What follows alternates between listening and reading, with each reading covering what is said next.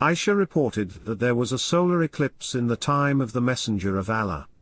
He stood up to pray and prolonged his stand very much. He then bowed and prolonged very much his bowing.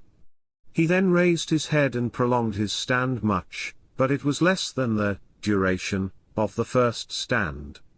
He then bowed and prolonged bowing much, but it was less than the duration of his first bowing. He then prostrated and then stood up and prolonged the stand, but it was less than the first stand. He then bowed and prolonged his bowing, but it was less than the first bowing. He then lifted his head and then stood up and prolonged his stand, but it was less than the first stand.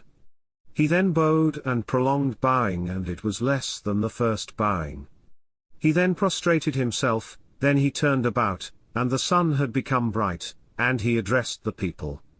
He praised Allah and landed him and said, "The sun and the moon are two signs of Allah, they are not eclipsed on account of anyone's death, or on account of anyone's birth.